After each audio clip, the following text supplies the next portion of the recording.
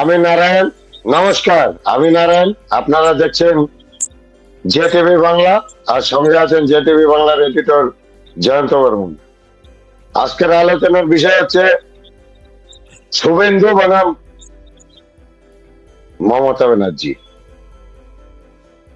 Hot seat Bhabanipur আর নন্দীগ্রামে Suvendu Adhikari walk over. এবার কেন বলছি ওয়াক ওভার, আসছি আলোচনায়।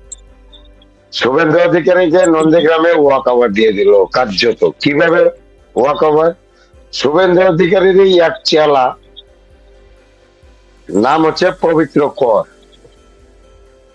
তার ওয়াইফ হচ্ছে ওখানকার গ্রাম প্রধান, আর শুভেন্দু অধিকারীরই চরণ বন্দনা করে প্রধান হয়েছে ওনার ওয়াইফ। আর ওনারা শুভেন্দু অধিকারীরই চরণ বন্দনা করে। তো কিছুদিন আগেই এই বিজেপি করার অপরাধে পবিত্র করকে এমন ক্যাচা দিছে ইসে তৃণমূল কংগ্রেস, 2 মাস জেলও খাটায় আসছে।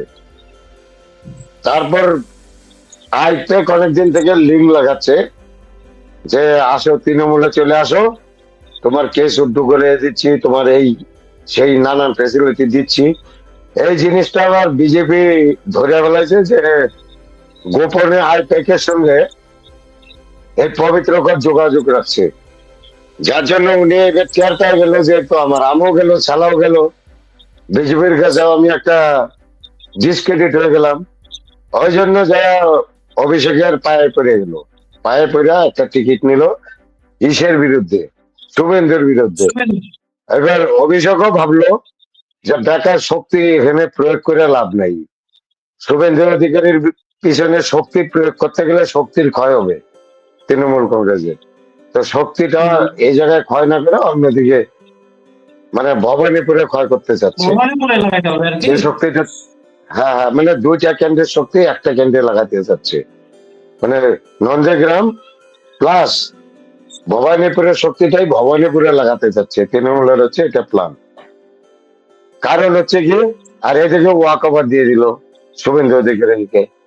এবার এই খেলটা খেলতে গিয়ে তৃণমূল লেজে কুকুরে কেন, এদিকে কমজোর প্রার্থী দেওয়ার জন্য, একটা এরকম কমজোর প্রার্থী নন্দীগ্রামে দেওয়ার জন্য শুভেন্দু অধিকারীর সময় থেকে খালি 10% সময় নন্দীগ্রামে যদি দেয়, সাবেশিয়ান 90% সময় ভবানীপুরে দিতে পারে।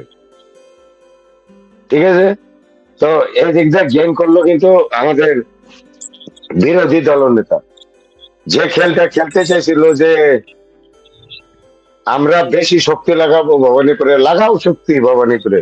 ভবানীপুরে আমি কথা দিতে পারি, 1 ভোটে হলেও মমতা ব্যানার্জি হারতে চলেছে, হারবে। কারণ আমি কতগুলো হিসাব দিচ্ছি। একটা আমি নিজেই বলছে যে আমি 1 ভোটে জিতবো। আমি একটা হিসাব দিচ্ছি, মমতা ব্যানার্জির নিজের বুথে মমতা ব্যানার্জি হারা আছে, নিজের বুথে মমতা ব্যানার্জিকে পছন্দ করে না লোক।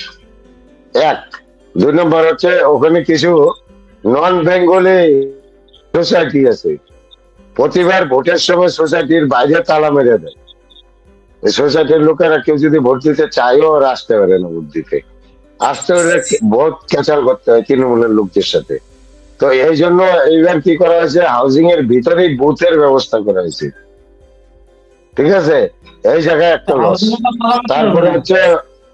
তারপরে হচ্ছে 2-3টা ওয়ার্ড আছে যেখানে মুসলিম পপুলারিটি অনেক বেশি, সেই জায়গা থেকে মুসলিম কাতারে কাতারে বাড়িঘর তালা মেরে মেরে পালাইছে।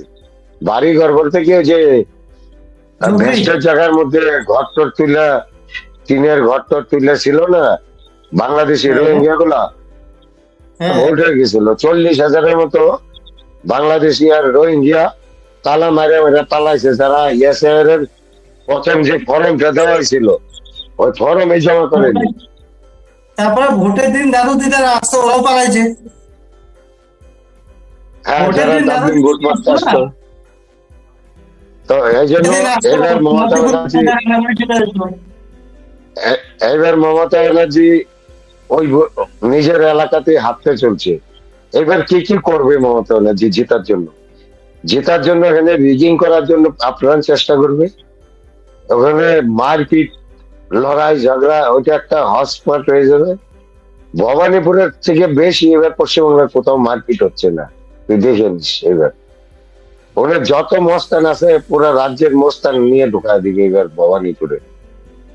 উনি চাবে যে একটা মানে নন বেঙ্গলি ভোটারও যেন ভোট দিতে যাইতে না পারে, বিজেপি সমর্থক ভোটার যেন ভোট দিতে না যেতে পারে, আর যারা এক রোখা করে ভোট দিতে যাবে তারা যাতে মারমুর খায়, এতে যেন আরো 10টা বিজেপির ভোটার ভয় পেয়ে যায়। আর এই জিনিসটা না হওয়ার জন্য এবার কিন্তু শুভেন্দু অধিকারীও পুরা কমর বান্ধা লাগবে। কাজে এবার হটস্পট দেখার মতো স্পট হচ্ছে ভবানীপুর। আর লাস্ট রেজাল্ট হচ্ছে মমতা ব্যানার্জি গেয়া, মমতা ব্যানার্জির বিসর্জন ভবানীপুর থেকে স্টার্ট। নমস্কার, আজকের আলোচনা এখানেই শেষ করছি।